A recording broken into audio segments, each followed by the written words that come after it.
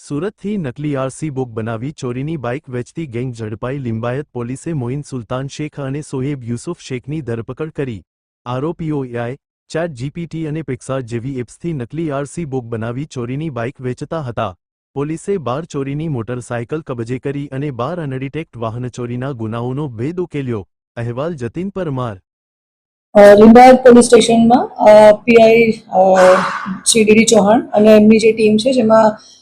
Head constable છે વિક્રમભાઈ ગોવિંદભાઈ અને head constable છે અનિરુદ્ધસિંહ પ્રહલાદભાઈ, એ બંનેને બાતમી મળી હતી કે નીલગિરી સર્કલથી લઈ અને મીઠી ખાડી બાજુ જે આવતો રસ્તો છે ત્યાં બે વ્યક્તિ બાઇક ઉપર આવી રહ્યા છે અને જેનું નામ છે મોઇન સુલતાન શેખ, જેની ઉંમર 28 વર્ષ છે.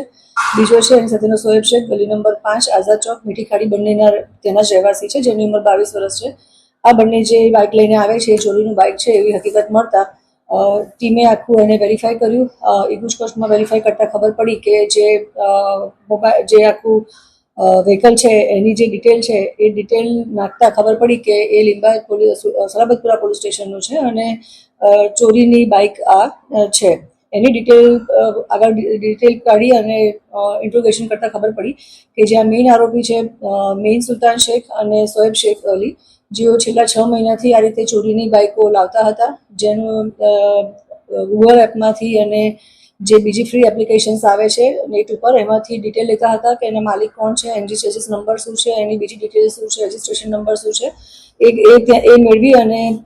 એઆઈની મદદથી ચેટ જીપીટીમાંથી બીજી એપ્લિકેશન્સનો યુઝ કરી અને એક નવી જ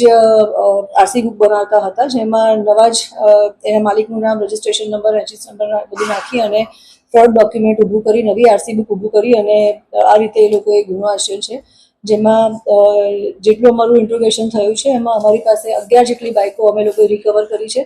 જેમાં લિંબાયત પોલીસ સ્ટેશનના 3 બાઇક એ લોકોએ ચોરી કર્યા છે, ગોડાદરાના 4 બાઇક ચોરી કર્યા છે, સારોલીના 3 છે, પુણા પોલીસ સ્ટેશનનો 1 છે અને ઉધનાના એક બાઇક ચોરી કરી છે. એમ કરીને છેલ્લા 6 મહિનામાં એ લોકોએ 11 બાઇક ચોરી કરી છે. ચોરી કરી આ રીતે એઆઈ જનરેટેડ એપ્સનો ઉપયોગ કરી અને ખોટી આરસી બુક બનાવી અને બીજા વ્યક્તિને વેચી દેવી અથવા તો ગીરો આપવી 25 થી 30 હજાર રૂપિયામાં, અને ફરી પાછું ક્યારે ગીરો આપેલી બાઇક છે અને ક્યારે લેવા ન જવી, એ રીતની એમો આચરી અને આશરે 11 જેવા બાઇકની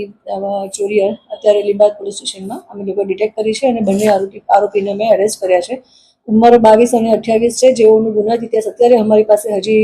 ચેક કરતા કોઈ મળી આવ્યું નથી, પરંતુ હજી અમારું ઇન્ટ્રોગેશન અને ઇન્વેસ્ટિગેશન ચાલુ છે કે અગાઉ એ લોકોએ આ પ્રકારના કોઈ ગુના આચર્યા છે કે નહીં.